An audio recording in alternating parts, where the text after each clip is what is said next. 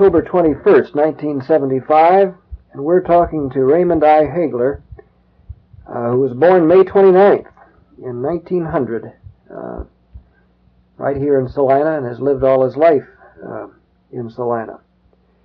He's at home. What is the address here, Ray? 241 North Penn Avenue. 241 North Penn Avenue, and most all his life has been spent on Penn Avenue and Oakdale. So, well, I'd also make comment that in the house with us is Ray's marriage partner for some 54 years next month, Hazel. All right, Ray, we know that you've been all your life in Salina, and I just thought to ask you a few minutes ago and would like you to tell us what you know of stories that your folks shared when they how long they were in Kansas and how life was for them that you learned as a boy. That's fine, Glenn. I'd be very glad to tell you. I got a throat ailment, and that's all right. I forgot about that mic being on. My mother was born on Smoky Hill River down south of Bridgeport, Kansas, in August the 9th, 1873. And my father came out here about 1870. He was born in Carbondale, Illinois in 1868, and around 70 or 71 along in there, he came out here. And my grandfather built a house out on what we call the 5th Street Road, which is right across from the present Bonnie Ridge. It's a large 2-story house that sits there now. My grandfather built that. My father spent his childhood there, and he was a raiser of fine horses and furnished them for the H.D. Lee Company for many years.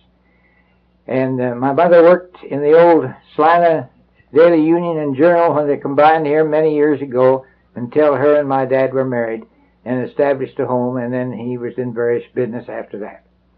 What businesses were they? My dad ran a coal yard for a good many years, and then he was a produce inspector for the old Salina Produce Company, the R.A. Preble run, and for an outfit in Torrington, Wyoming. He went around and inspected cars of fresh fruits and vegetables that had damage or were turned down by the people that shipped to the customers, and he would make adjustments on it, and that was mostly what he done. He had the coal yard first, and then the inspection business afterwards. Did they tell you when you were a child, did they relate any stories to you about any hardships or... Well, it was all hardships in those days. They didn't have to relate any. The whole thing was hardship all the way through. And while you could buy bread for a nickel was awful hard to get, and eggs 10 cents a dozen. And if you worked for $1 a day, you was making very good pay. And with the exception of the stuff that you could raise and live on the farm, why, the hardships were many in those days.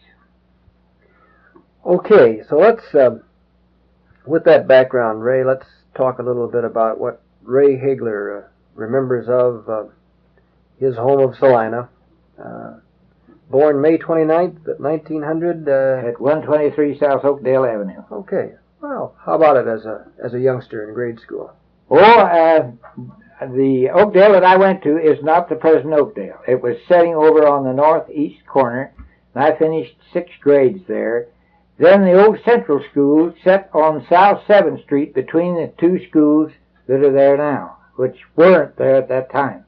And a while back, Jimmy Giesendorf had a picture of the old Central School in the paper, and the old-timers here will remember that very well. And I finished the 6th grade there. I was 5 grades in Oakdale instead of 6, and the 6th grade there.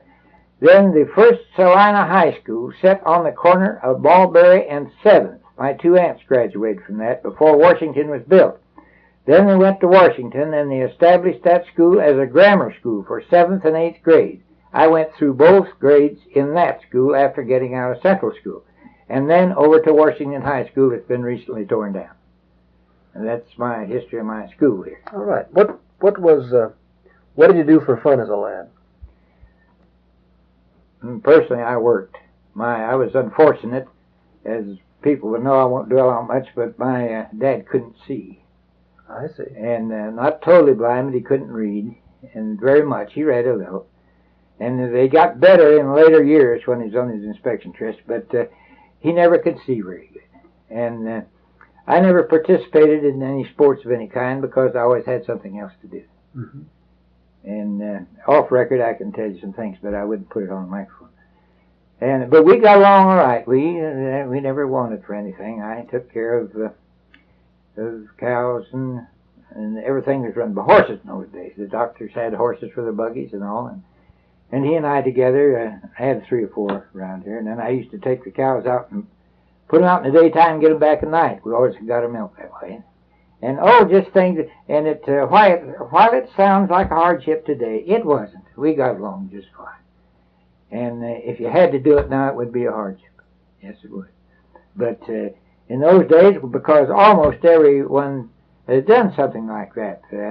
Doc Lutz, that lived on the corner of Front and Gibson, had many horses because he used them all times of day and night.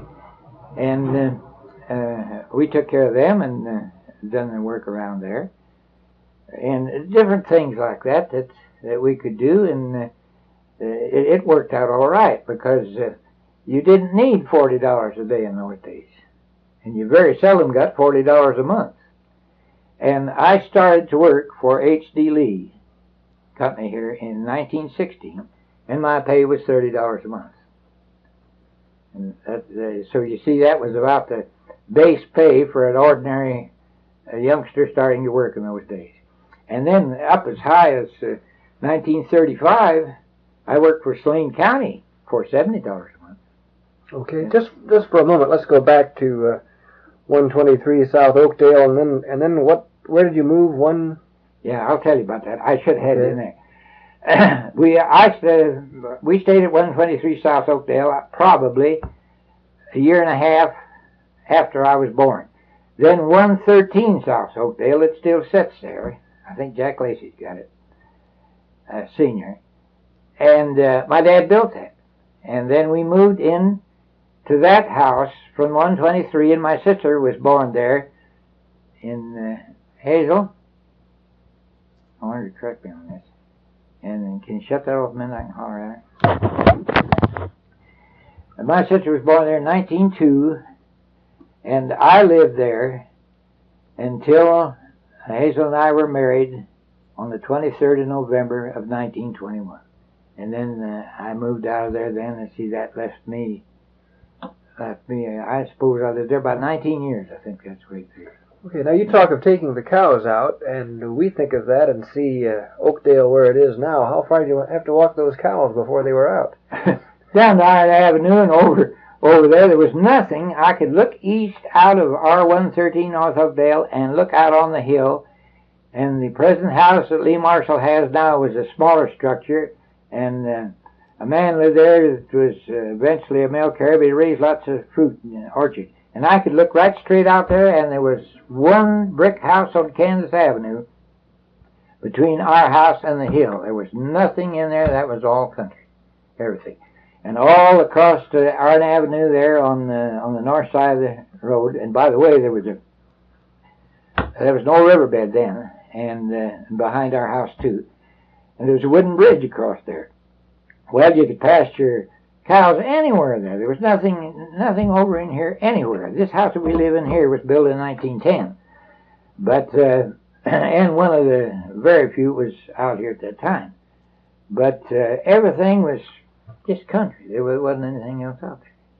So Oakdale was on the east edge of town. It was on the east edge of town. Now there were some more houses east on Iron, and the house that sits on the Iron or on the corner, beg your pardon, of Iron and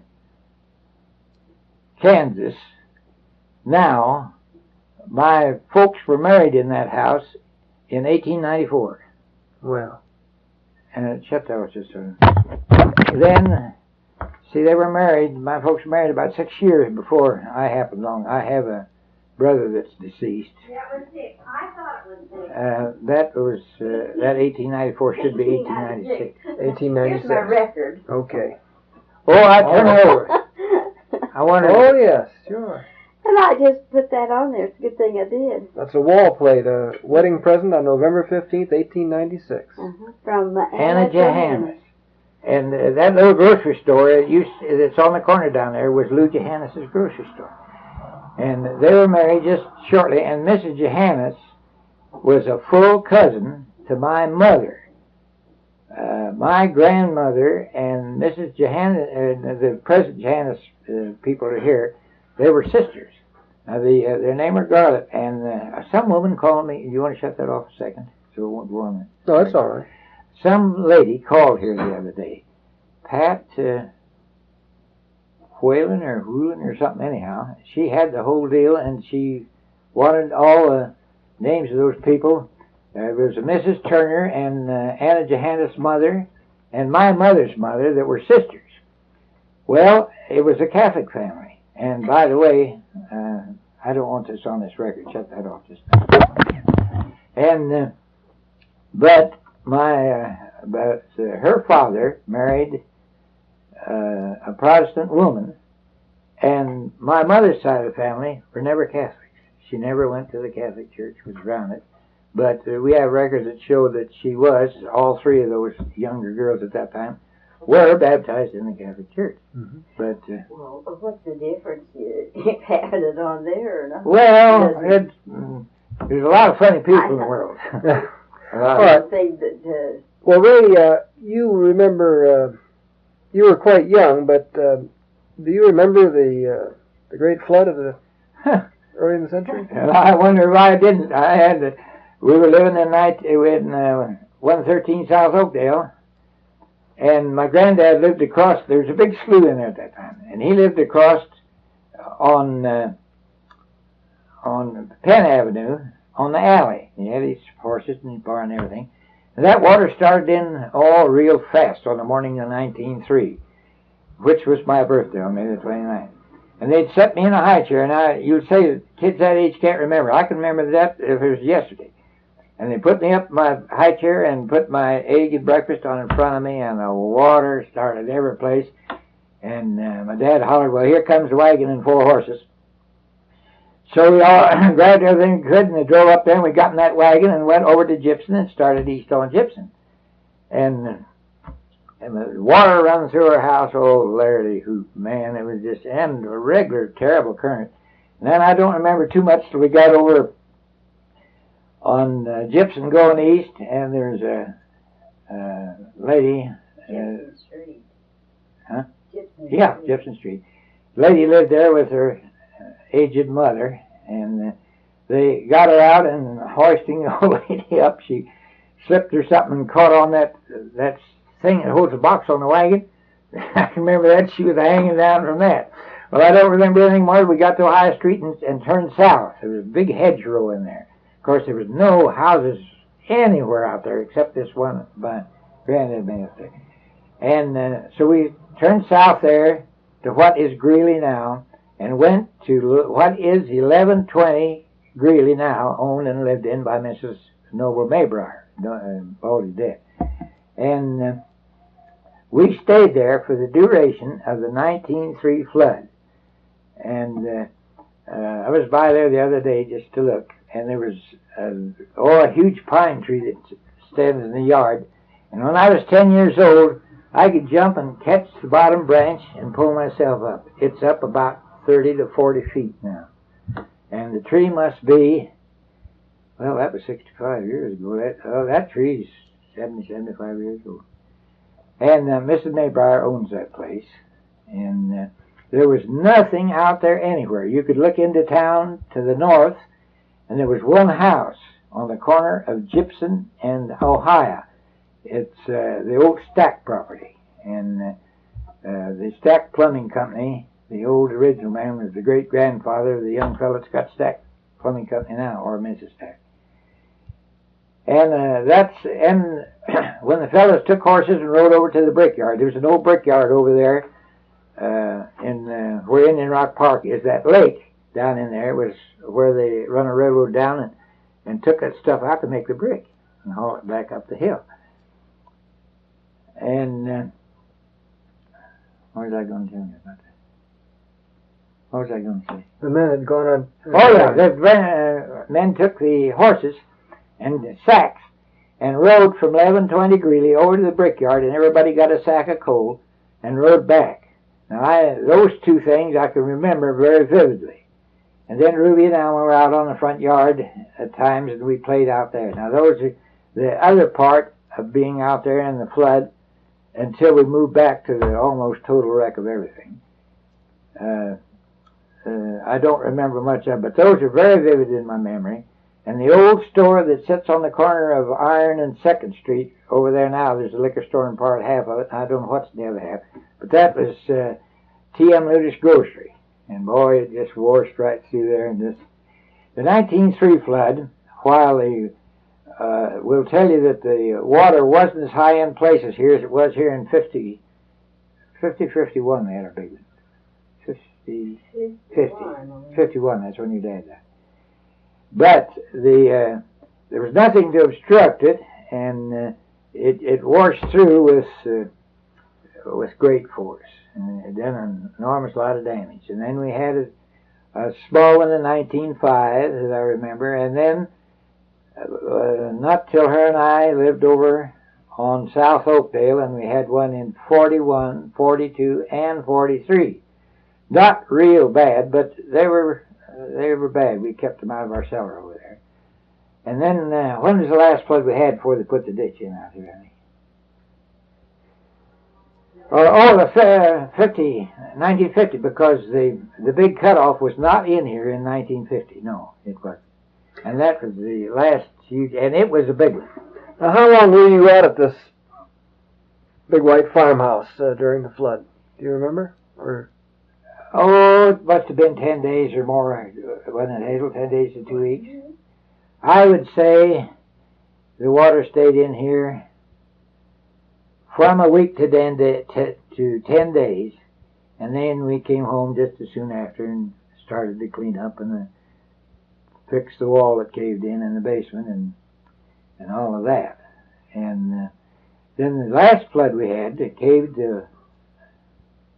No, it wasn't the last one because 51 was the last. Yeah, but it wasn't the one that caved our wall in here. That was the one we were still over on.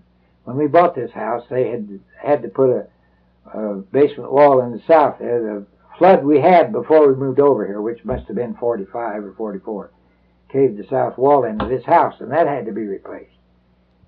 And but the last big flood that we had here was in 1950. And it's the only time that there was ever any water in this cellar. Of course, the cellar wasn't here in 1903. And the reason I remember when this was born, well, of course, my abstract shows me that, but at the same time, I was going to Oakdale School, and there's a stonemason, brick mason named Ike Davis, who was building this house, and he had a son, Oakley, that went to school with me. And after school, we'd come down and watch him build this house. And that was in 1910, so you know how old our house is. All right. And I can remember just one house between here and the corner. It would be 209 now. The old Fred George's dad built it. And I think that was the only house in here, with the exception of this one. And then they started building this block after that. Okay. Now, something about the everyday life of the community. Do you remember about how many people lived in Salina? Oh, I was trying to remember the school census. Is something I want to show you too. Mrs. Wyatt that lives in town is a sister to Mrs. Will Wyatt is a sister to this woman here. This was Bess Chrisman. She was your teacher? She is our teacher, Bess Chrisman. And this was the old Oakdale School? This is the old one. It's set on the front of the lot, out closer to where the new one is now, back a little ways. Well, it was on the north side of the alley because on Iron Avenue was a row of houses at that time, and the old school was way over on the corner. Okay, now I notice here that there are about 45 children in the one grade level. That was a common deal in those days. was a common deal. They had, one time I remember, so we had over 50 in either that grade or the next one after that. Mm-hmm. And the majority of these people are gone. I was checking. I have a big sheet that a lady made out. And the lady made it out is gone now. Ruth Schaefer made it out, you know. And I was checking there, and there's just enormous a lot of those people. I don't suppose there's over not much over a dozen left. What about the services of the city or the town or whatever it was called in those days? How about fire protection? Did you have any fire protection? Well, as you noticed, as I stated in there, up until this picture was taken, or up about that time, it was all volunteer. And tell you a few instances. You probably won't agree with me, but the old firehouse was on North Santa Fe, about middle way of the block, on the east side of the street. There was a fire wagon with hoses in there, and a great big round wheeled reel with hose on it. Well, as there was no fire department, we had in those days what was called hacks.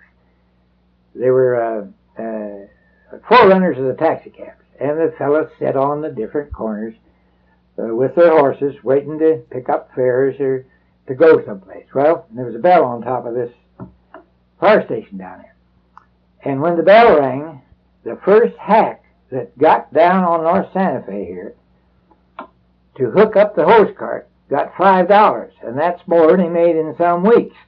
So every time the fire bell rang, all the hacks just tore down there. And knowing kids like you do and like I do, you know what happened many times. Sneak up the alley and run back there, give that rope a pull. And I know of an instance, I wasn't personally involved in it, but there was an old fellow that sat on the corner and slept with his mouth open. And he'd go sleep on that seat. And one day, come home from school, the kids sneaked up and unhooked the tugs of his horses. Of course, they were standing there asleep, too. And let the tugs drop, you know, and fixed the neck yoke so it slept. And then they slipped down the alley and rang the fire bell. Well, they went the horses, old Gus hanging on. Gus went out over the front. If he'd ever found out he'd done that, he'd have killed him, which I wouldn't have blamed him a bit. And but that's the way the fires were handled in those days. All volunteer, and as they would haul the cart to the fire, everybody would come out and lend a hand. And that was fixed, or done away with in about, when was our first department with horses over on A Street? I had an old gentleman named Tom Anderson that drove a grocery wagon for John Gates. John Gates's grocery store is in the 100 block of West Iron. So we got a fire engine and wagon with 3 horses. They started out to be all white, but one of them died, they had the black one. And that tended, because they didn't have the distance to go in those days. East of Ohio Street was about then, but they would run out that far, and it was located in the 100 block of East Ash, between 5th and Santa Fe, on the south side of the street. It's torn down now.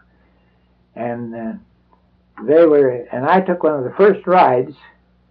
I've always been a fire buff and been around stations, and I knew Tom Anderson real well. So I took a ride up there with Tom Anderson. We went south on 5th Street, and as we went to it was a steel-tired wagon, and the paving was brick. And as we made the turn to go east, there were 2 horses and 2 buggies hitched over on a pitching post on that side, Austenberg and Lockstrom implement company. And of course that steel wheel wagon just turned right around there and just cut those buggies right off those horses, those little horses going like that. And I rode on it many times and hung around the fire station, and they were always glad to get somebody to polish the harness or something like that. Then I would imagine in about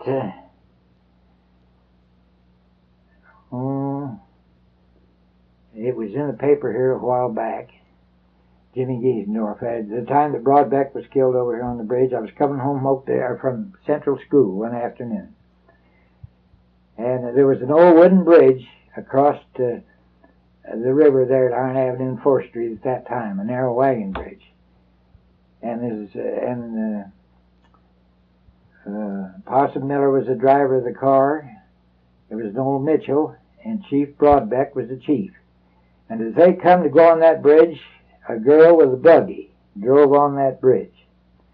And rather than hit the girl, there was a steel railing on the south side of the Iron Avenue Bridge. They turned the fire wagon and hit that and took Broadbeck's leg off, in which he died. I believe I got a picture of that. If you got a little time, it won't take a second. And that was the first paid fire department we had. And it hadn't been in operation very long before this happened. Because I know in 1910 we still had the horses. And in fact... Turn on the lamp, room. Huh? Turn the lamp on. There we are. Turn the lamp. Thank you, honey. In fact, we used that one old Mitchell automobile in conjunction with the big hose wagon and fire engine that were drawing the horses. And the chief would ride in that and get there and get things going until the horses got there.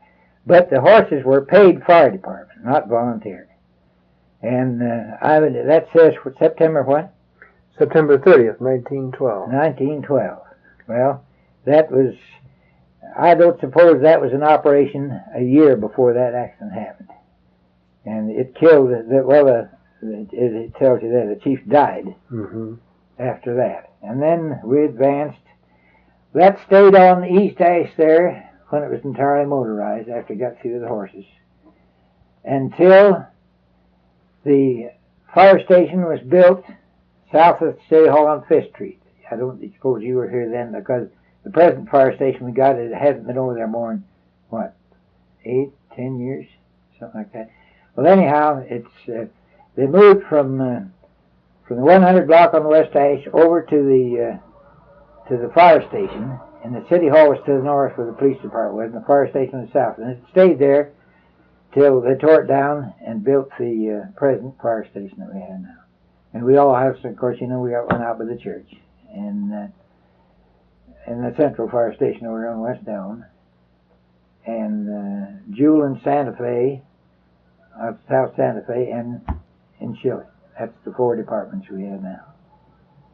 Now, you mentioned church, and you're currently a member of the, in fact, you're a charter member of the Rolling Hills Congregational Church. Yes, we are. What about the churches when you were a child? How many churches were there, or what can you remember of church? I think I can remember all the churches that were here. I think you can when you come down here in 1913 even.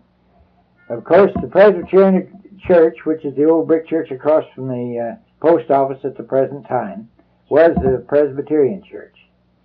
And then they built the one they got now, possibly, must be bringing 50 years ago, because we never went to that other church. That's the joined the Presbyterian. So it's been there 40, 45 years of Presbyterian, and there was the Presbyterian, the Methodist, and the Christian had a little white church right south of the post office in what the parking lot is now there. Let's see, Methodist, Presbyterian, Christian, Congregational, Catholic, Lutheran. Surely Baptist was here. United Brethren was here when I came here. United Brethren and Baptist. That'll cover the... But that's where I went. Yeah, that's right. And but I can't... There might have been the... I don't think that the Quakers or Mennonites or any of those people were up in here, at least at that time. But the ones I mentioned, I believe, are the nucleus of the churches that were here. I can't remember anymore. Now, the St. John's Baptist Church, which was colored, is on North 5th Street. And they might have had another, but that's the only one I remember of that. But if there were any other churches at that time, I can't remember what they were, and I don't believe they were here. Of course, the Seventh-day Adventists come later, and some of those, but the Presbyterian, the Methodist, the Lutheran, the Baptist, the United Brethren, and the Catholic, Did I mention one other? But not over 6 or 7. You were baptized in a church that's no longer... Oh, it's been down for many years. Now, if you want to take a look at it, they won't let you take it out because I had to pretty much have an act of Congress to get it. And I had it out to church one Sunday, but they're very against anything like that over here. And that was the Plymouth Congregational Church? Plymouth Congregational Church. And I can't remember our first pastor. I just can't. I can remember several afterwards, but I don't know who the... But a fellow named Smedley, that was the head of what was the United Power and Light Company at that time, he was the superintendent and the general, and a livery barn man whose son used to live next door to us, Isaac Snyder. He was one of the main guys there. But if there were any other churches in town, I didn't know of. Of course, in later years, why they came in every denomination that you ever heard of almost. But, and I was talking to someone the other day, and I can't figure out who it was that said they belonged to the Mennonites down south. But they are wonderful people. When we had a tornado here in town about 5 years ago, when Amos J. got blown away. Well, anyhow, they were all up here the next morning by daylight, 40 strong, with their portable kitchens and their women with them and everything. And they went right to work without any instructions from anybody or getting in anybody's way, and worked there till the things cleaned up. Now, let's get back. You said that you went you had your first job as far as full-time employment goes when you were, what, 13 years old, 1916? No, my first study job out of school was 1916 with H.D. Lee. It's the old McCune paper building now, the one on the corner of the big one. And by the way, that burned. There was one there just like it, not quite so far back. Burned in 1904, and it was replaced with the one that is there now. And that was the H.D. Lee Mercantile, and the one on the south was the Lee Hardware Company. And it's called the Lee Company now, and they still own it. But McCune Paper Company owns the one on the corner of Elm and Santa Fe. Now, was there any relationship between H.D. Lee and Lee Hardware? Yeah, he owned them both at one time. He owned them both, and then it was split up, and then Charles Schwartz got to be the president, and young Charles Schwartz is still the president. And it was operated separately from the grocery house, altogether separate. And I stayed there till 1928. Then I went with Kellogg Cereal Company out of Battle Creek, Michigan, and stayed till about 32. And then I was with the Kansas City. No. You're talking about that chocolate company? No, the grocery company in Kansas City. Oh, Ridenour Baker. Ridenour Baker.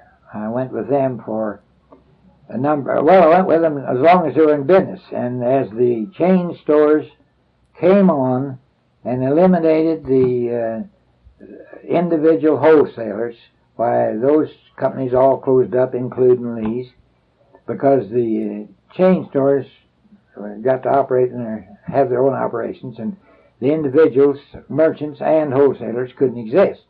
Well, what did you do for H.D. Lee? Were you?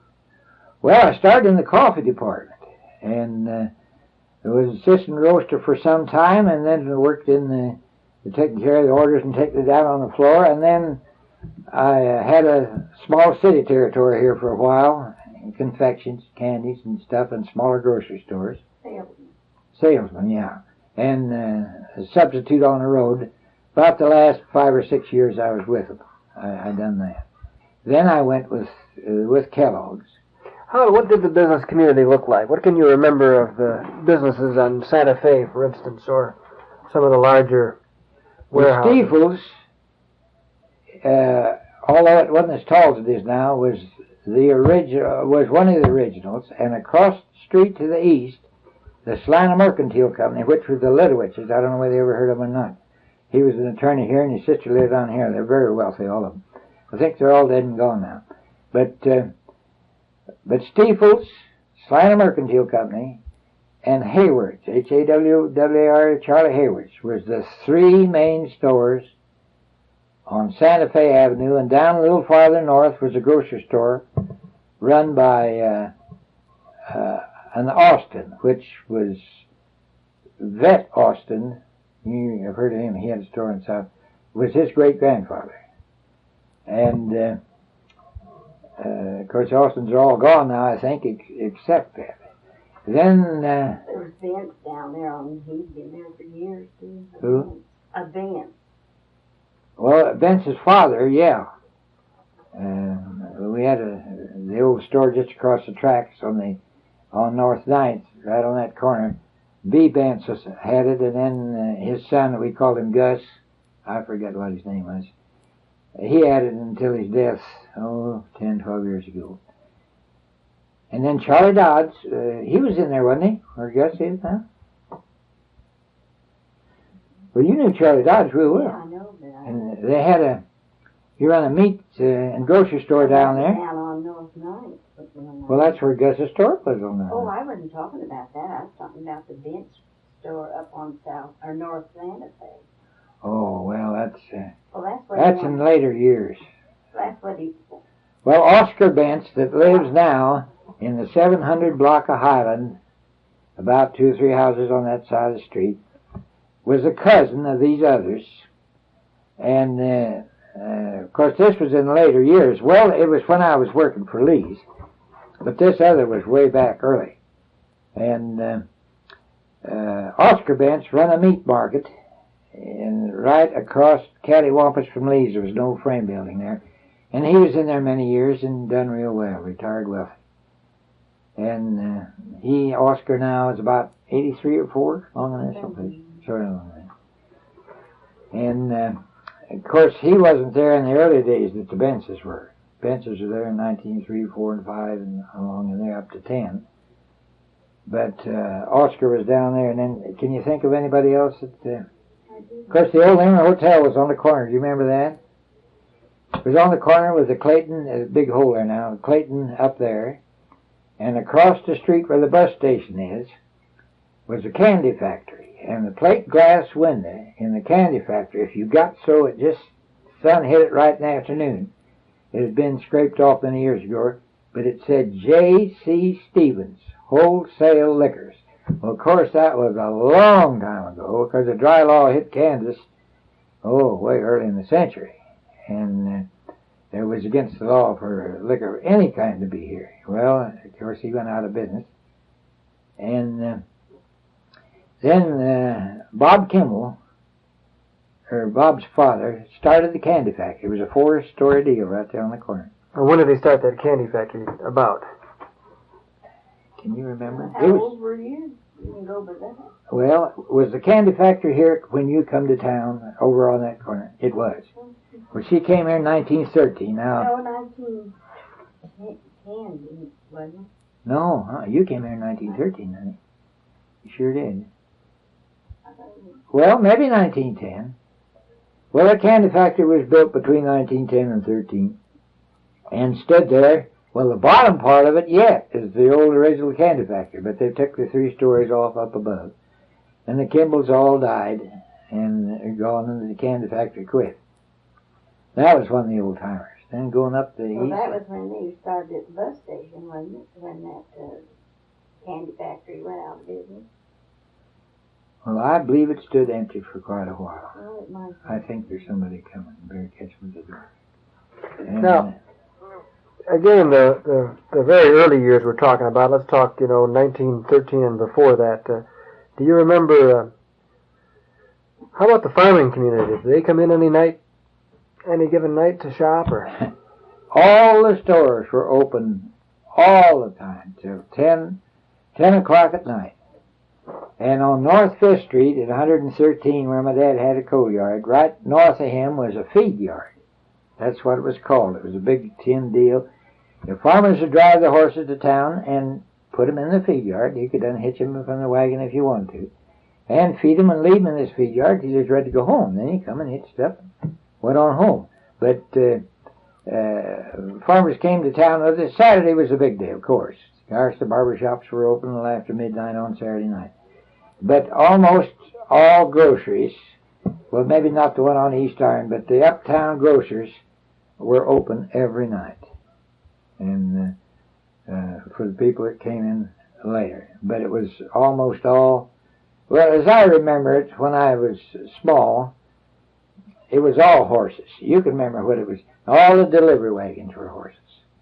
And everybody delivered. And the kids used to hook on the back of the wagons with their sled.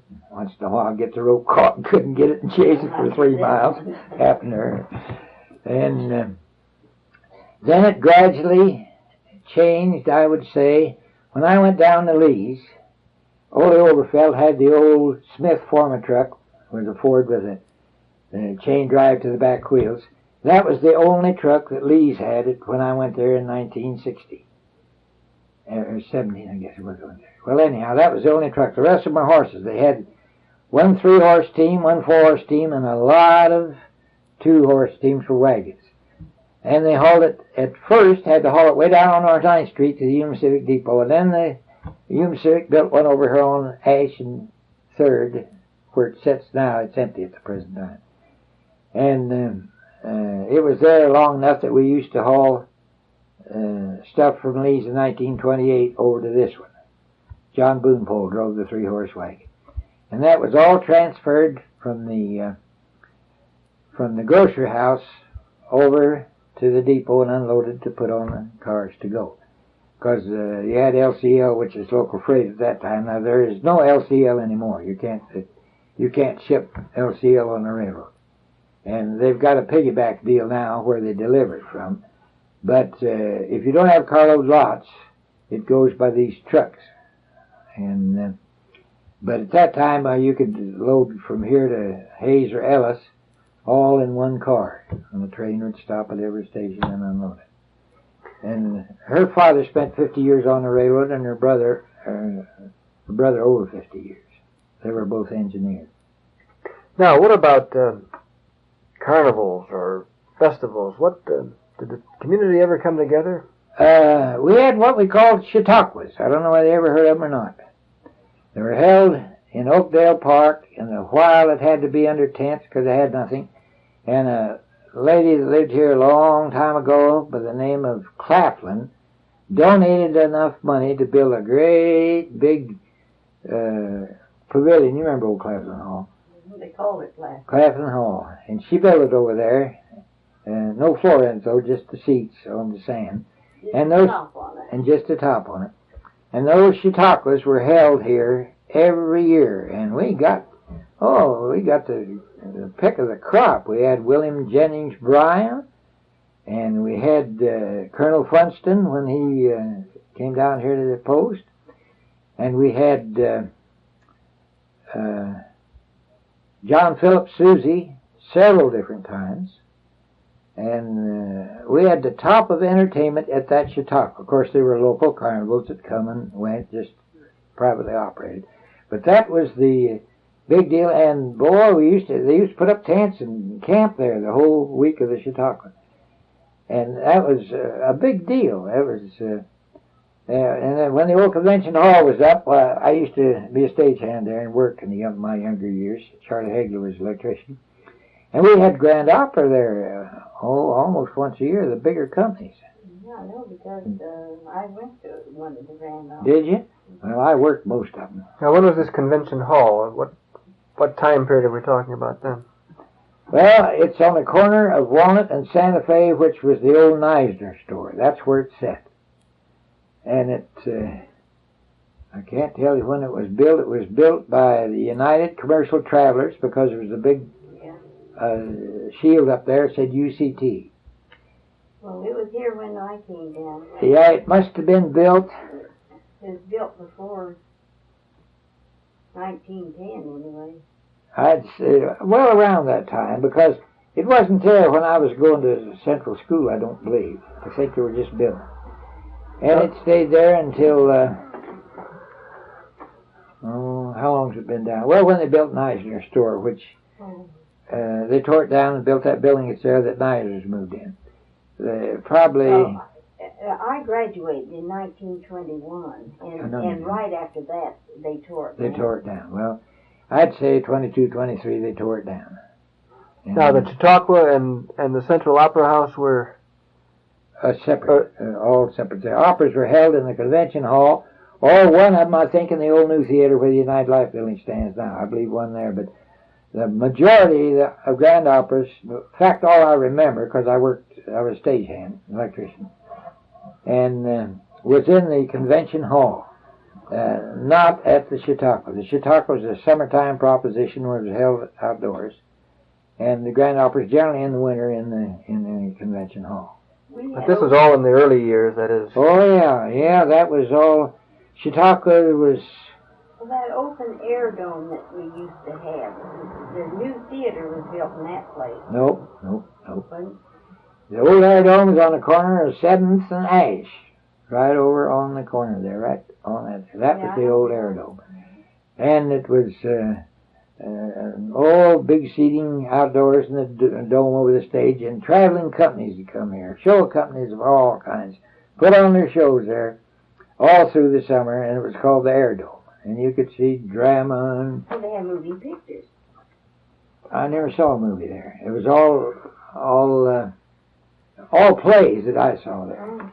Now, as a stagehand, do you remember did you have any incidents with any of the cast? Or? Yeah, Ginger Rogers. You shut this off. I don't want this on there.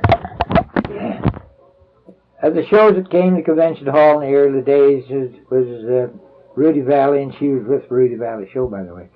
And I remember Ginger Rogers and her mother. I conversed with both of them and had quite a visit with them.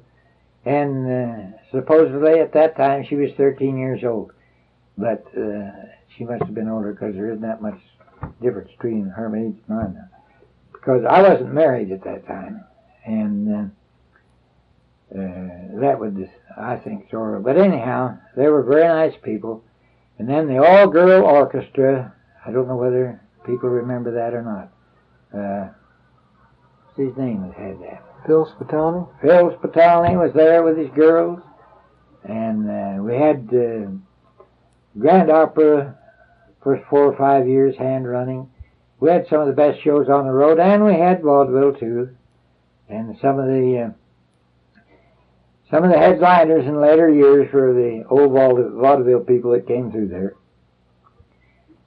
And it was a very enjoyable part of my life. Show business in different forms has been part of my life all the time. Now, you had the Chautauqua, you had the Air Dome, you had Convention Hall. Were all these well attended? Very much so. Yeah. Very much so. And the only time that we got to see anything out as a travelogue was called Lyman H. Howe. Lyman H. Howe's travelogue came to Convention Hall once a year. I took you a couple times before we married, don't you remember? The travelogue of different countries? Oh, yeah, I did. Yeah, I know I did. Once at least. And that was prior to 1921, because that's when we were married.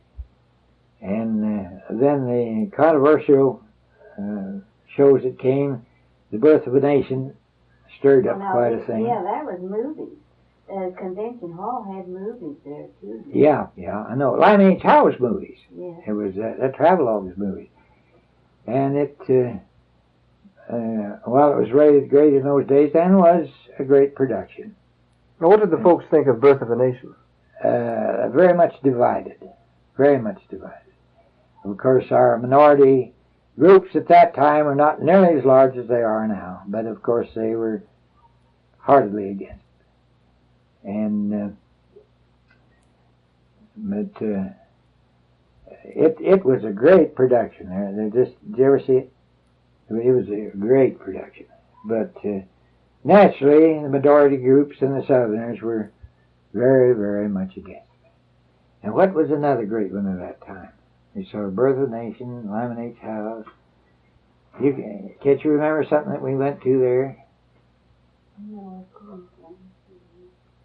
And then we had organized baseball here back in... How far back did that go? Organized baseball? Mm-hmm. Oh, her dad died in 1950. and he died at a baseball game, at a league baseball game, and I'd say it went back 15 years from that. Well, when was it? He died out in his car outside the Yeah, grounds. I didn't know. About 1935 then? No, her dad died in The 1950. Blue Jays, that was an organization. Yeah, that was who he was watching when he died. The Blue Jays? The Blue Jays, yeah. And we had the Millers and the Blue Jays. It was started the old Central Kansas League, and then it got to be something else. Well, Jake Smith, that runs a clothing store here, and Bert Lamb was the two last guys that owned and managed the last organized baseball here. And that's been, well, this is 75. It's been 24 or 5 years ago. Now, her dad went to the baseball game, and he didn't come home after the baseball game. He had a Chevrolet, a small car. Now, when you were a young boy, was one of the sports the others played? Did they play baseball? Did they have That was the main deal. Football was in some schools. I never saw a high school football game because it was played from 1910 to 16, but on a limited basis. But baseball was there was many leagues of different kinds through here, and professional and non-professional teams. And one of the teams we always waited every year for them to come was called the House of David, and a religious sect organization. All the guys had to wear beards, and I forgot who it is now. The other day, Joe Gargiulo was telling us about it. One of the people that's in organized ball now couldn't grow a beard, so they fitted him up with a false one and come off one time during the ball game. But the House of David boys were all bearded, and at that time, as good as any professional team in the business. They were wonderful. Then the colored baseball at that time was the Kansas City... Blues? No, they were white. The Monarchs? Monarchs. The Kansas City Monarchs was the chief colored baseball team in the nation, and had they been allowed to, they could have beat a lot of major league teams at that time. They weren't permitted to. How long ago was that? Well, when did Jackie Robinson come in baseball? It was just a few years. Of course, Jackie Robinson was the first colored man in baseball. Well, then we'd be talking about the 1930s, and that's sort of Satchel Paige finally got to pitch for one or two major league teams before he couldn't. And nobody knows how old Satchel is, because he's always 42. Him and Jack Benny. Jack was 39 and Satchel was 42. But he got in the majors after. But I would say the Kansas City Monarchs were dissolved in the early 30s. Now, you were married when the money crisis hit and times were hard. Could you tell us a little bit about that? She'll cry and so will I. Boy, it was terrible. We owned a house. Shall I tell it or shall I not? Can I go ahead? Okay. Sure, please. We owned a house in South Penn. Mortgage, of course, heavy. And the crash hit. I didn't have a job. We couldn't hardly eat. I couldn't pay for the house. We had it in what was called the HOLC, Home Owners Loan Corporation. Naturally, if you couldn't pay for it, you had to give it back. But when we gave it back, they come along with an $1,800 deficiency judgment. The house sold for $1,800 less than the mortgage was. So here they come with that $1,800 deficiency judgment. So if you got a job, they'd slap it on you and you'd lose your job. Well, that got to be bad, and they got to closing the farmers out all around here and just stealing their farms from them. Farmers got shotguns. What year was this, Ray? Well, it happened in 29, and I'd say in 29 and 30. It was, it was later than that. That's when the crash hit, yeah. Yeah, but that was later than that. You were working for W.O. Anderson No, I was... When the crash, I wasn't on it for them. And, well, anyhow, the crash hit in 29. It was shortly after that, say 18 months after that. Would be the middle of the night, around 31 maybe, 30 to 31. Well, and then Franklin D. Well, before that, they took these farms here with a dozen and kicked them right out. Well, of course, after that got started, the farmers took shotguns, and if you come out there to sell them out, you just was dead, that's all. They wasn't going to let you do that. So Franklin D. Roosevelt, when he got in, said that foolishness has got to stop. We will not permit any more of that. If you take a man's home and his farm, or his farm, that pays the bill. Forget about those deficiency judgments. And they took our deficiency judgment, and we didn't have to pay a nickel. Of course, we didn't have the house anymore. But we weren't stuck with that. Well, I'd have been many years paying that thing off, because if you get a job and they come along with that attachment, well, you lose your job. And but people, I've got a son-in-law that's the most radical Republican I've ever met. And he thinks that all Democrats should be shot in the morning, including me. And he thinks Roosevelt was terrible. And he has an older brother out on the coast that changed from Republican to Democrat, and he's sure mad at him. He's really mad at him. But the Democrats are the people that saved us. Well, what did you do as a married couple? Did you have a family by that time? No, our daughter was born in Yeah, Shirley was born in 1925. First in January. January 17th, 1925. Yeah, we had families. It was tough sledding. And but that was really. But a lot of guys, they sold some of those farms for a deficiency judgment of $5,000-6,000 that the men could have never paid it back. And but. In 1929, you were working for Raymond Baker. No, I wouldn't. Think hard now. Well, for Lee's then. Nope. One in between there. Kellogg's out of Battle Creek. I left Lee's in 28 and went right with Kellogg's out of Battle Creek. You were with them quite a while. Yeah. And then Raymond Baker after that. But in there, I was with Kellogg. Yeah, well, you had. But I was out of a job a long time. You know that. A long time I didn't work. Because when 12 o'clock come, it just meant 12 o'clock. It didn't mean noon. You weren't that way. And, all right. But we were. And the fellas, they put them to work digging ditches and everything. And we saw it we lived on the corner of Johnstown and Columbia for a while. And at noon, those guys had opened a sack to eat, and a lot of them had potato peelings. And that is all they had. Now, that's the truth. I saw that right over there. And then they got so they dished flour out, and down to the fire department, the old fire department, the government sent it in. You got some flour. But times were really rough then. They were really rough. And then they eased up, and then when the WPA come on, you know, that meant Works Progress Administration. And they put everybody to work. I got a job with Salina County driving a truck, hauling them out and back and hauling dirt while I was out there on the dump truck. But I worked for the county. I was never on WPA. Never did we accept any charity. We got some help from our folks, but occasionally, and not too much of that. But we never accepted charity from anyone because while I was hauling the charity people, I was getting paid by the county. The WPA was considered a charity. Well, they worked. You couldn't exactly call it charity, no. I wouldn't think so. No, it wasn't charity. It wasn't charity like some of the things they're doing now.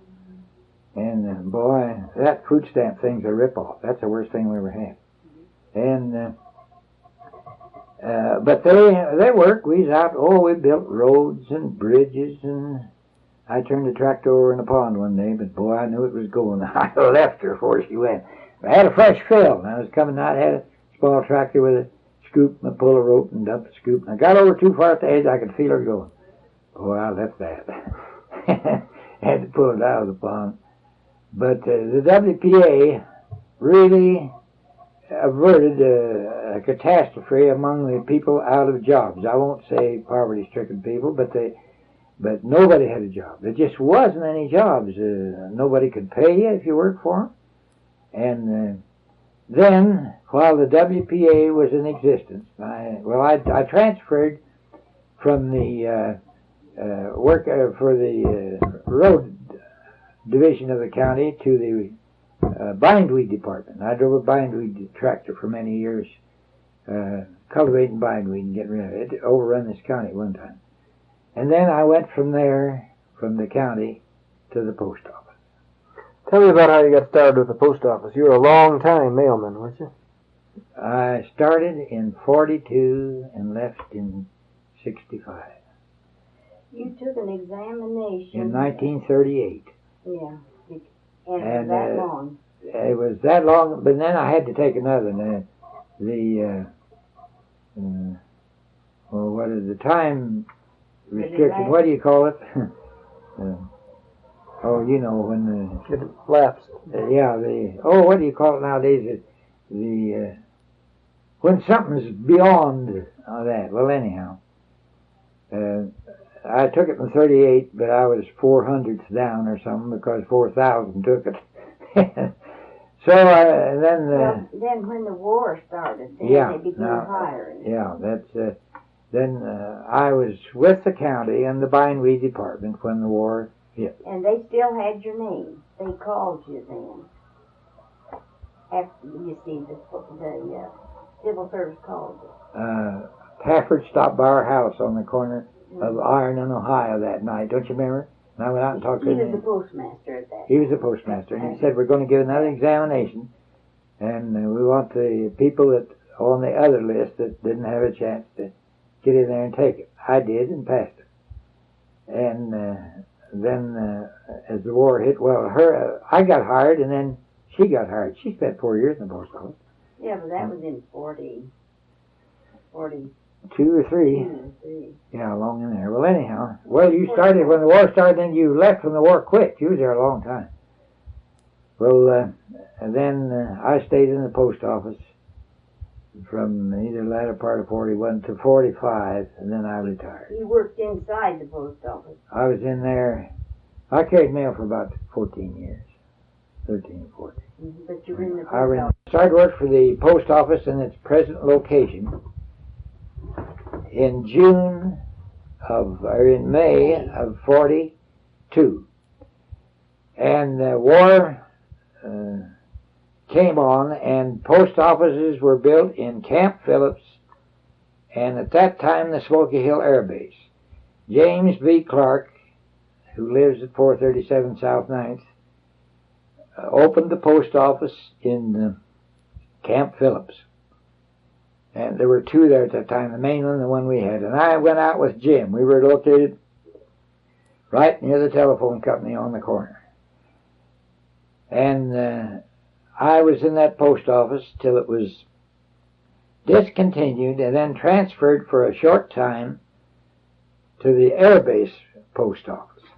And then it was put on a permanent basis at the Air Base. And then I came into this office and finished my years in here and carried mail from 1955 or 1954. I carried mail from 1954 to 1965. Out on the route. I wasn't in the office anymore. Where was your route? Well, the swing route is you have 5. A man works 5 days a week and you carry mail 6. So you were allotted 5 routes, and every day you carried a different route.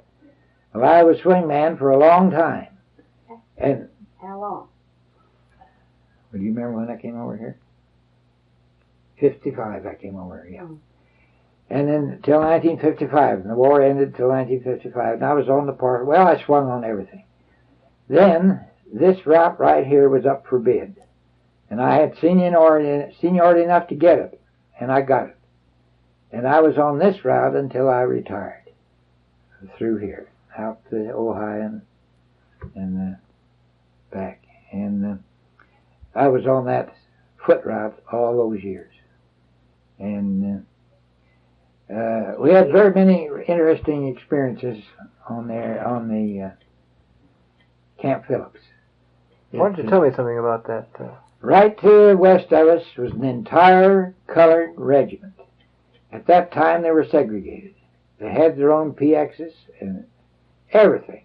They had no association with the white troops at all. And their PX was right behind our post office. Well, the PX for the rest of the base was up farther and was quite a trip, so they invited us over there, and we everything we wanted we got from there. And by the way, when the rationing was on, I had to get every ticket that we had to have for shoes, sugar, gasoline, and everything through them out there. I couldn't come to town and get it. Now why? But we had to do that. Well, one day, Jim and I ran out of gasoline tickets, so I went up to the HQ and said to the girls, I have to have some gas tickets. And she said, well, you boys are using too much gasoline. You can't have any more. And I said, okay, it's all right. So I went back, and we called up general headquarters, and we got through to the general, and we said, there won't be any post office here tomorrow morning. It'll be closed. He said, why? And I said, that girl over there has refused us gasoline tickets, and we're not going to walk. He said, get back over there right now. And I got enough gas tickets in both hands to last until the war was over. And we could go anywhere we wanted to. Well, I guess he really tore in there. And we had one more instance of that. Something happened on the base.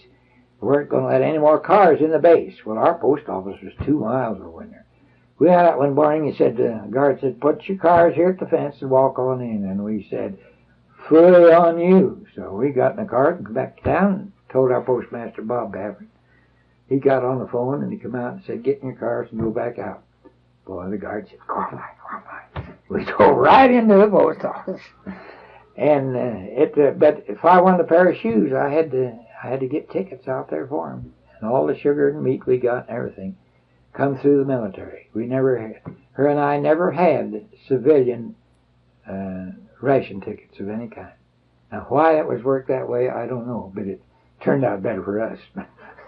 Because I know that if you'd had that kind of trouble up here, you'd have had a lot to go through. But all we had to do was tell them out there that there wouldn't be any post office. And there was. We never missed a minute. Never missed a minute. But we were right on we had a west side. Our workroom really faced the west of the windows around here. But the sun came in there something terrible. And Jim and I said, Jim said, can't we build some awnings on there? And I said, yeah, let's do. So we scrounged around and got some lumber. We'll tell you about that later. And we built awnings on those windows. And one day, a guy with gold braid from head to his foot come in and he said, you'll have to get them awnings down. Jim said, if you want them awnings down, you just go take them down yourself. Because we're running this post office, you're not, and we can't stand that heat. And if you want them down, you take them down. And we won't guarantee you'll have a post office after that. Never heard another word about it. The awnings were there in the camp post. There was a lot of vacant barracks across the street. And they had wooden sidewalks every place. And, we were out without fuel there for a long time. We pretty much froze to death, Jim and I did. And one day a guy come in, he said, somebody's taking our wooden sidewalks. He said, you guys are here all the time looking across there. He said, yeah, who took them? He said, we don't know who took the sidewalks. No, we don't know anything about it. And right behind us was a Catholic church. It was a Catholic church. And boy, a church that had different Catholics. And yeah, but our deal was with the priest, if you remember. Yeah. And we put in requisition for coal to keep from freezing to death in our post office. No, you boys can't have any coal. They'll have to go through uptown or someplace. So we looked across there, and they were dumping coal at that Catholic church that you couldn't hardly see the church. Jim winked at me, and I winked at him, so we started up a few nail kegs, and we was out there till 10 o'clock every night. We accumulated the coal pile. I guess the Pixies must have carried it over. I don't know. But anyhow, we got coal. And one day, fellow come up the window, and I noticed a little cross on him. He's dressed in uniform. He said, somebody's stealing our coal. Do you know anything about it? I said, yeah, I won't lie to you, we are. And he said, well, I was sure you were. And he said, I can't blame you, because you can't say... We had to wear overshoes in the daytime out there, cracks in the floor that big. He said, I'm pretty sure that you were taking it. But he said, now listen, don't take any more of it, and tomorrow I'll have you some coal. And we never had any trouble getting coal anymore. But I didn't lie to him. And he told me he was Father so-and-so, the chaplain over there. Said, you've been taking our coal? And I said, yeah, we've been taking it. Because we can't stand here and they won't bring us any. And we got to keep the office open. And we figured if you run out of coal, well, you could get some more. He said, yeah, I can get you some. And we never had any more trouble with coal. And but the experiences were many out there. There's a lot of them I wouldn't give a dime for, and a lot of them I wouldn't take a million for. But we had lots and lots of experiences out there. And one day, the soldiers come in our place and lined up to get a drink. And that was something. We had a fountain there. And that was, just couldn't figure it out. And they didn't say nothing. They just, the line had just flew on. And Jim and I drank too. Pretty soon, a guy come around and said, I've got to shut your water off. He said, what's the deal? He said, it's contaminated. You'll all get sick. And we all did. Jim and I got sick, and the guys, they shut water off at every other part of the camp. And somebody found out the post office fountain was running, and they just lined up there. And I had a sticky feeling that there must have been something bad about it. And contaminated water. But Jim and I didn't get enough to hurt us too bad. It made us sick. But a lot of the soldiers, I guess, got pretty sick. And they had to go without water until they got that filtering plant. It was pumped from the Smoky Hill River way down east at the sand company, down east of, way over there on the river. And it was supposed to be purified. Well, it is now, because there's on the South Fifth Street Road now, going south, there's a water thing. Well, it's really Ohio now. Is it? Well, anyhow, the government put in that soft water filter plant, and the water problems were done. But boy, the things we saw out there. They had and in one end of our post office was shut off from us was a big empty building. It was to hold court martials in. And some kid killed somebody out there, and they held his court martial in there and sentenced him to death. But Roosevelt commuted it to prison, and he wasn't hung. But they done it right there in our post office. But boy, I tell you, one day a fella come in, and all some of them couldn't read and write. They'd have us address, they'd bring their checks in, have us address envelopes to their folks down in Georgia, Alabama, Louisiana. Most of the colored boys couldn't. And we done a lot of work for them. A guy come in one day and he had 2 envelopes. Jim said, what you got there? He said, well, I got a letter from my sweetheart in this hand, got a letter from my wife in this hand, and I got divorce proceedings in this letter here. Jim said, what happened? Well, he said, I got my wife's letter in my sweetheart's envelope, and my sweetheart's letter in my wife's envelope. And that happened now. That's the truth. She remembers that. And there he was. Oh, he's terrible. And there a lot of them were, the master sergeants got onto that check business. And they'd tell these ignorant colored boys that they would see a check got mailed. Check never got mailed. They stole it. Oh, they stole a lot of them. A lot of them got prison sentences out of it. And the people kept writing up and wanting to know why they weren't getting their allotment checks. Well, these guys was helping them or stealing them. But they could trace them back to who done it.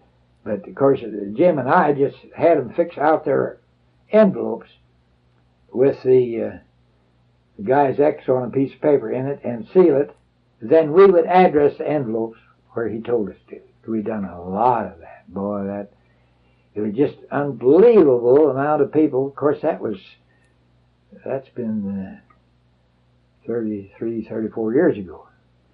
And I suppose the illiteracy has tamed down since then. But boy, those guys up in the South, there wasn't 1 out of 10 of them that could read. Not 1 out of 10. And it was an experience there that was really something. And I never got so cold as I did one time. Every time I see Jim, he gets in the hospital a lot now. He's got emphysema, and I go over there. He said, "Are you still cold?" I said, "Yeah, I'm still cold." We went out there one summer afternoon, dressed about like I am now. And boy, a northerner blew up with the snow a-coming, and oh man, we didn't have enough clothes on to wide shotgun, just ordinary clothes. And we started home in Jim's old Ford. We got out on the Burma Road about halfway in, and it quit. That's with I almost froze to death. I tell you, I never been so cold in my life since before. And every time I see Jim, he said, "You're still cold." Oh, it was. Your mail route, part of that's gone. Can you tell us? I had a mail route that started at the Union Pacific Freight House on 2nd and Ash. I went, caught the businesses on 2nd Street there. Then I came back, went over on Front Street, and went clear north to north, and clear back up to Ash Street Bridge and across the river. And all that now, from Elm Street north, clear down to the tracks, is gone. It's all urban renewal, every bit of it. I had 356 houses, I believe, in there, and all colored and Mexican. And we still know some awful nice people that live there. Friends of ours, both colored and Mexican. Our colored lady died here a short time ago. Some colored folks moved up the street here. Mentioned no names, being given on tape. And I knew they were in trouble everywhere they went. And this old colored lady that thought so much of Hazel and our little granddaughter. We was out one afternoon, our little granddaughter got terribly sick. And we was right down there, and I knew Mrs. Gaston, so we just went up there and took Hazel and took Judy in there. And she was only, a year and a half old or something? She was little. Well, anyhow, we've known this old colored lady for many years, and a swell person.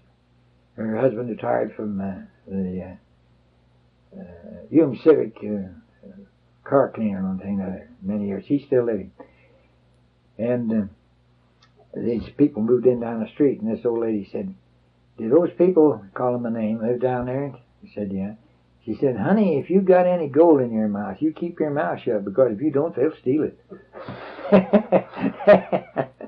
And they are. Now, they haven't caused us any trouble. I threatened to cut one's ears off and nail him on the barn, and I had not had any trouble with him. And they don't come up here at all. We had 2 little white dogs that both died. You've seen them. And those kids would come by here, and they'd cross the street with the dogs inside the fence, wouldn't they? They were just deadly scared of those dogs, and they wouldn't hurt anybody. What about your mail route? Did you have any experiences on your mail route? Oh, you certainly did. Could you tell us about a few of them? I was going out, I was swinging on the 500 block of South College. Oh, it's been more than 20 years ago. And I looked up the street, and I saw the milkman run down off of a porch, and he had a wire basket with milk in it, and he just threw the milk, and he jumped in the truck and took off. And I thought, well, boy, that dog must be bad. I better get my iron rod out here so I'll know what I'm doing. And I got up there, and I heard something, and a moaning and a hollering. And the lady was hollering, "Help." And she said, help me, I'm having the baby." And she was. So I just went next door. I didn't want any part of that. So I went next door and got the lady next door, and then called the police department. She was taken care of all right. But and I saw him later. I said, "What in the world made you do a silly thing like that?" I said, "My goodness, that's just nature." And she just misguessed was all. He said, "Oh boy, I don't know." He said, "I took one look, and that was it." That was it right there. Boy, I could just still see him throwing that wire basket full of quart bottles. And he took off of there. Well, I thought dog, because that was the main thing in my life. Boy, them are all dog bites. And in 25 years, I had 55 papers signed up when I went to the doctor to either get sewed up or something. 55 dog bites. 55 dog bites in 25 years. Average 2 to a little over 2 a year. And I had a lot of stitches. And old Schaefer up there, she used to get a big kick out of it. He'd rip me open and take something, I don't know what, and pour in there, and man, I'd hit the ceiling. Well, he kept giving him tetanus shots till he got allergic to it. Yeah. And I'd just go out in there. He said, "What's the matter? Are you nervous?" Make me so mad. But one day he said, "Say, you know what?" And I said, "What?" He said, "You're getting bit so many times and so immune, the next dog bites you, he's going to die. You ain't." And yeah, I've had about as many dog bites as anybody. And I've had I put a few of them away too, about 11 in 1 year. I had an iron rod about that big, and I could take my sack and use it like a bullfighter does a cape, and I could get him around there, and that's all she wrote then. I missed one day and hit my leg, though. So I broke my leg. But I got back to the post office one day, and Carl Weberg, assistant postmaster, came out and said, "There's a lady in the office who wants to see you." So I went in there. She had a broom, had the brush part and two parts of a handle in her hand. And she said, "You broke this on my dog." And I said, "That's exactly what I done." She said, "I want a new broom." And I said, "Well, if you force the issue here with them to make me buy a new broom, your dog had no business being loose. I've got a perfect right to put the mail in your box, and I shouldn't be attacked at what I'm doing. Now, your broom is standing there, and I picked it up, and I whacked him over the head and broke your broom. Now, you better forget it." So she did. And she never come back again. But then another called up out on West Grand. She said, "Tell the mailman to come out and bury our dog." I told Carl, I said, "Nothing doing. I'm not going out and bury nobody's dog." And he was a Scotty, and he come out in the street and got me. Not on her property, on public property. I said, "That dog attacked me on public property." And I hit him with a brick and he died. Don't tell your daughter that. So then after retiring as a postman, you worked a bit of school crossing guard? 4 years.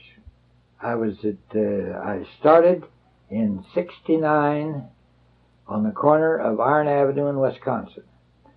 The following year, the kids either finished that school or the people moved away, and as I only had one person left, scholar left, they discontinued that crossing, and I moved over to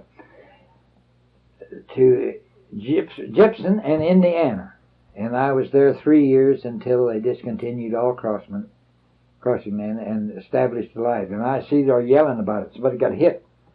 You see that? A child got hit the other night out there at one of them crossing where there was both lights and flag. But I guess my kids never disobeyed me. Boy, they better not. I'll tell you for sure.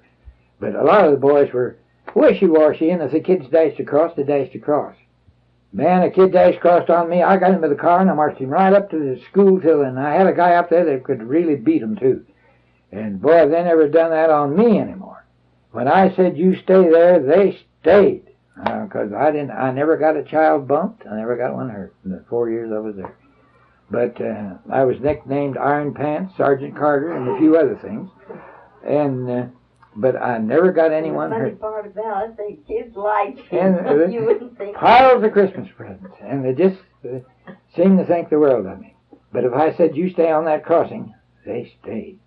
And I pretty near got it one morning, and I thought I'd get fired over it. I started across, and I was facing the east, and the back to the west, and the kids were in front of me, and I had both flags on. All of a sudden, the kids started yelling, "Hold their hands up," and do like that, and I turned around right into the front of an automobile.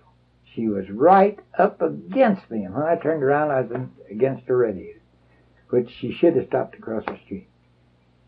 And, boy, I let out on her, because I am that way. But I said, "Where did you get your driver's license, Montgomery Ward's?" She said, "I'm going to turn you in for that." And I said, "You just go ahead." I said, "You just go ahead, and you're going to have warrants against you that you can't file in the back seat." I said, "You better just forget it and don't do it anymore." And she forgot it and didn't do it anymore. But boy, I'd have sacked her up because she violated every rule in the book and pretty near hit me. Ray, you've had as many years in Salina as there are in the 20th century. That's correct. 75 years. I arrived here on the turn of the century. Yes, you've gone through floods and fires, Well, lots of big fires. And sickness, and droughts, hard times that pretty finished me, but we... Dust storm. Oh. Don't forget the dust storm. What about the dust storm?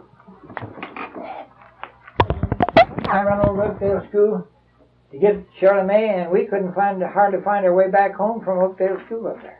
Man, I tell you, it was something. I'll have to find out what I want here. It was just unbelievable, that's all.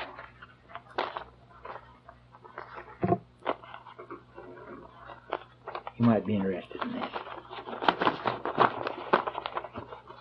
He stayed with me till he died over here on Oakdale Avenue. Oh yeah, that's your. Boy, there was no doubt about it me when he was there, I'll tell you for sure. That was the dog that followed you on your mail route. Always. Always. Followed him until he had a heart attack. No. The dog had a heart attack. No, strychnine. Strychnine? Yeah, he's well, poisoned. he acted like he had a... I know he did. I'm going through these pictures here. I'll let you see them pretty soon. Now, this actually happened, but I'm trying to find the dust storm picture. These are pictures from out in western Kansas where... Well, those are when they had But these those rabbit rabbit, fires. you know. oh, the Kansas rabbit dryer. Yeah. People didn't believe that, but that was so. That actually happened. I don't know where these dust storm pictures are.